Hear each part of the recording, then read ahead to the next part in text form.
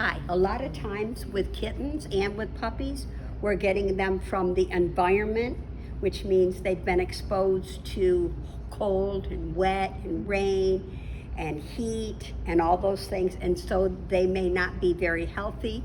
When they come here, they may have to have medicine, or they may get sick 2 or 3 days later when you have them in your house. So we want you to watch for runny eyes, runny nose, sneezing.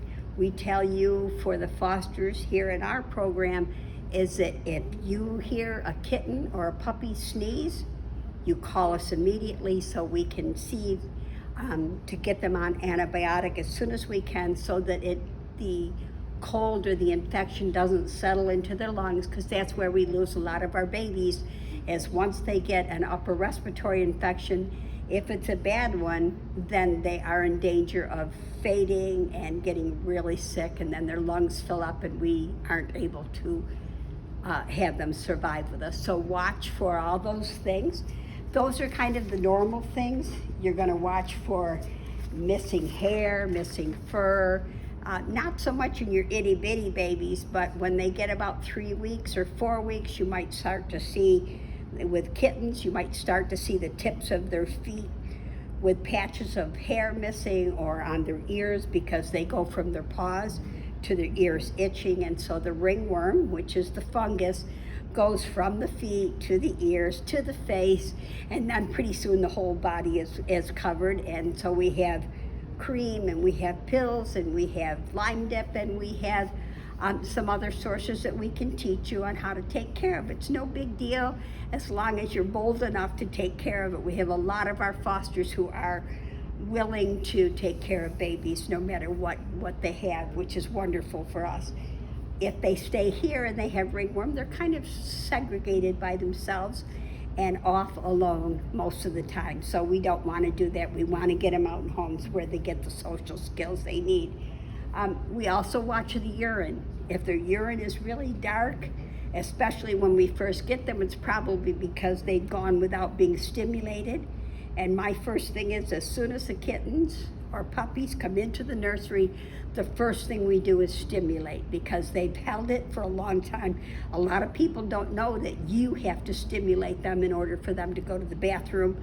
Otherwise, they've held it for a very long time, and you can just see the pee pouring out of them when they do that. So we want to watch the color. If it's real dark, we want to make sure we're giving them extra water in a syringe here and there throughout the day to push some of the darker urine out. It should be a light yellow color, and so we want to watch for that, because we don't want them to get a bladder or a kidney infection. We also have to watch the consistency of the poop. If it's too runny, we need to talk to the vet and see if there's a way that we can help them with diarrhea, or with coccidia or giardia, or some of the other illnesses that they can get.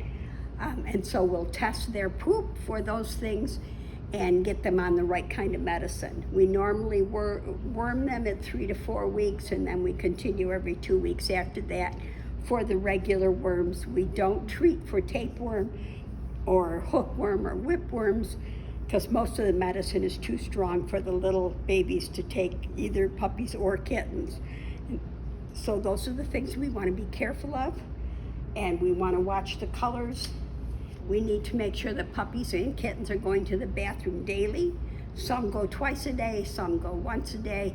You're just going to have to kind of work with them until we find out. And so that takes care of that part of it. The different worms, tapeworm and hookworm and roundworm, we treat roundworm when they first come in, or within the first 2 weeks.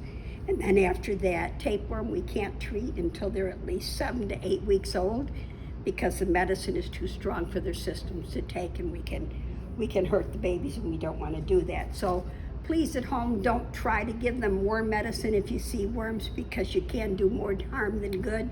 Call us and we'll help you with that part of that.